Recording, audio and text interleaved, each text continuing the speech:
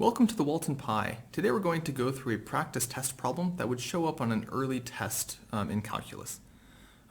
Before we begin, if these sorts of videos are helpful, please consider subscribing so that I can continue to make these videos. Okay, let's get started. So let's say that the problem asks us to, we're constructing some box out of a rectangular piece of cardboard that is 18 inches by 24 inches. And what we're doing is we're going to be cutting out corners from this box, like so, and then we're going to be folding it along these lines. And as we fold them, it'll turn it into an open-topped box that's going to look something like this. So it'll be open, there's not going to be a roof on the box, but we're just going to take those and fold those different sides up. And the question is, if each of these squares that we're cutting out of the corner have side length x, the question asks us to find the volume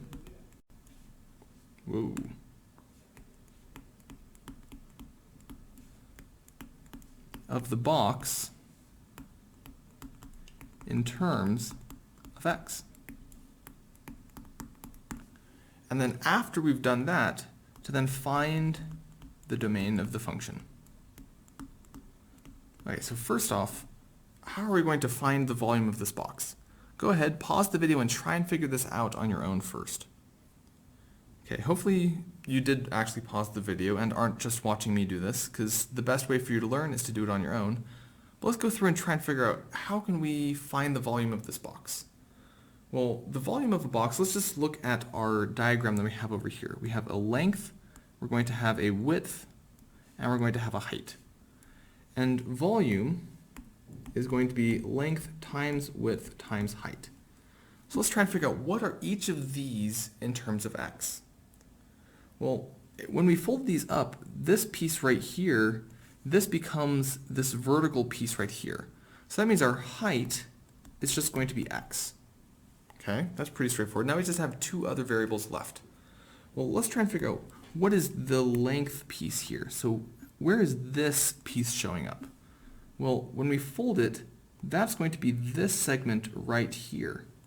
So this distance here is L. So how can we figure out what L is?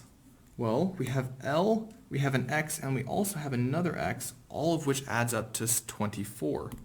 So that means that we know that 24 is equal to x plus L plus x, which means that L is equal to 24 minus 2x.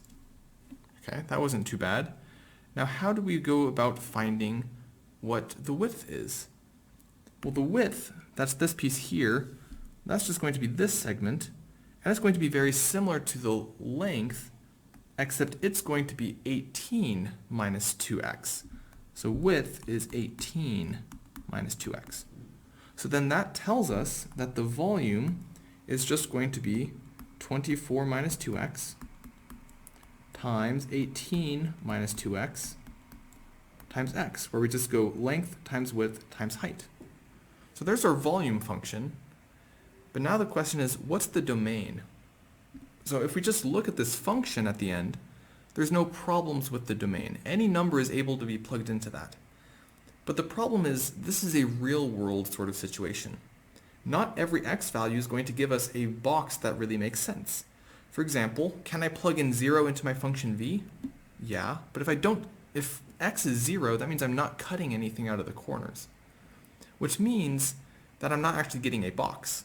So from that restriction placed upon us by the realities of what boxes are, that means we also then are going to know that we have to have x has to be bigger than 0 in order for us to even have a box.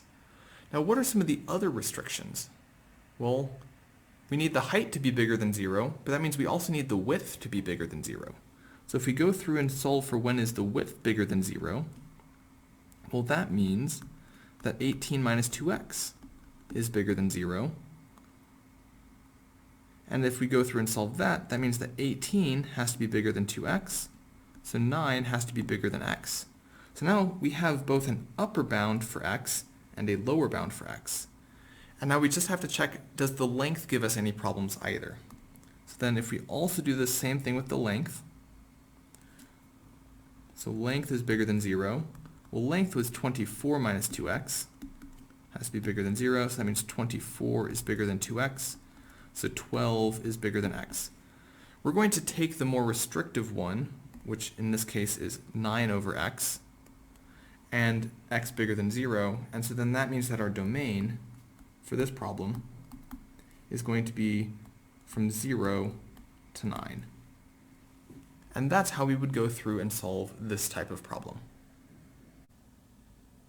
Thanks so much for watching. If this was helpful, please consider subscribing, and if you really liked it, please like the video. If you have other videos you'd like me to go over, please leave those in the comment section down below, and I hope you all have a great rest of your day and good luck with all of your math.